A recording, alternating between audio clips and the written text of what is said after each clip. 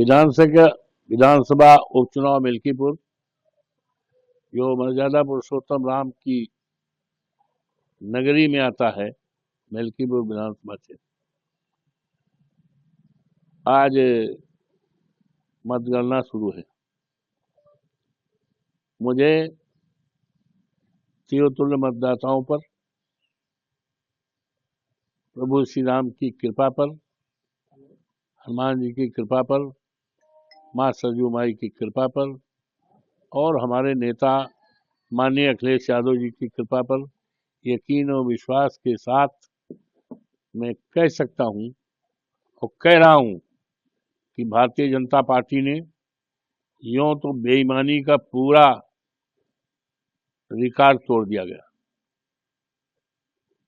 विश्व में जो गिनीज में नाम दर्ज किया है बेईमानी में, और इसके बारे में हमने बहुत पहले कई बार, यहाँ तक 4 फरवरी को चुनाव आयोग भारत सरकार, चुनाव आयोग उत्तर प्रदेश और जो हमारे यहाँ पर चुनाव में ऑब्जर्वर आए थे 2, उनके सामने पूरी बात रख दिया था।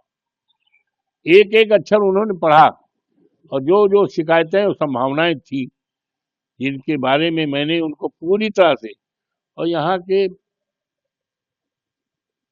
दैनिक जागरण को, अमर उजाला को, जन मोर्चा को और सबको दे दिया था।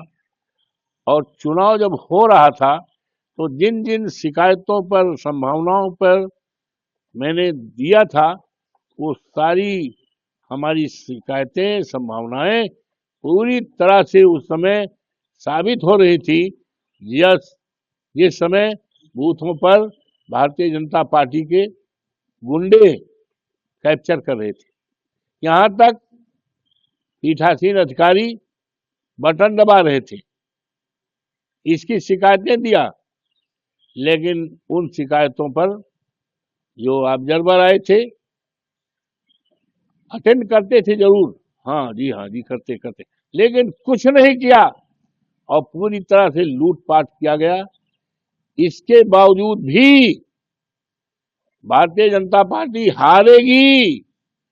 समाजवादी पार्टी का उम्मीदवार, अखिलेश यादव जी का उम्मीदवार, पीडीए का उम्मीदवार अजीत प्रसाद जीतेगा और एक इतिहास इस देश में कायम होगा कि मर्यादा पुरुषोत्तम राम की धरती पर जिस तरह से भारतीय जनता पार्टी ने प्रभु श्री राम की मर्यादा को खंडित किया, फर्जी वोट डलवाया, कार्यकर्ताओं के पीठ पे लाठियां मारी, पुलिस के लोगों ने न जाने कितनी भद्दी गालियां दी, ये सारा रिकॉर्ड बनाया है बेईमानी का।